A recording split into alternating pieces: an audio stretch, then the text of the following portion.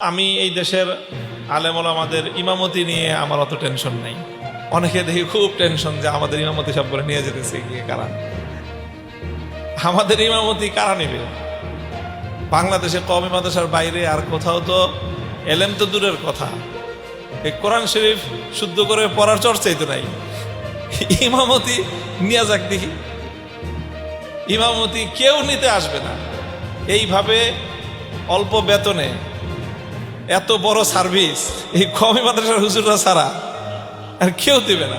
এটা অযথা একটা অমূলক চিন্তা যে ইমামতি আমাদেরটা কেউ নেবে না, তারপরে আমাদের খানকাগুলা কেউ নেবে না।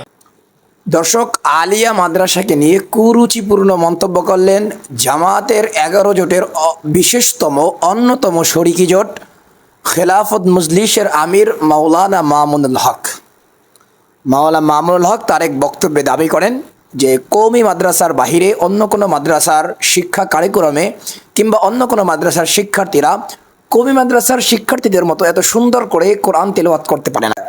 কোরআন তেলাওয়াত তো পরের কথা, প্রথমে কওমি মাদ্রাসার মতন অন্য কোনো শিক্ষা ব্যবস্থার শিক্ষাধারার এলেম কিছুই নয়, অর্থাৎ কওমি মাদ্রাসার সাথে অন্য কোনো শিক্ষাধারার জ্ঞানের তুলনাই হয় না। তো সব কিছু মিলেই এই বক্তব্য থেকে এটি প্রতীয়মান হয় যে উনি আলিয়া মাদ্রাসা শিক্ষা ব্যবস্থা কিংবা দিনী মাদ্রাসা শিক্ষা ব্যবস্থার চরম বদনাম করেছেন। আসলে এটা আমার মনে হয় ওনাকে একটু বিশেষভাবে উল্লেখ করা উচিত ছিল যে কিছু কিছু কওমি মাদ্রাসার বাহিরে দিনী মাদ্রাসা কিংবা আলিয়া মাদ্রাসা আছে যার কোরআনের শুদ্ধতা, কোরআনের তেলাওয়াতের শুদ্ধতা, কি বলা হয় এলেমের যে বিস্তার, সেটা কওমি মাদ্রাসার তুলনায় অনেকটা বেশি। যেমন প্রথমেই দারুন নাজাত মাদ্রাসার কথা আনতেই হবে, দ্বিতীয়ত তামিরুল মিল্লাত মাদ্রাসার কথা আনতেই হবে, সারসিনা আলিয়া মাদ্রাসার কথা আনতেই হবে, তো সব জালকাটি NS কামিল মাদ্রাসার কথা আনতে হবে।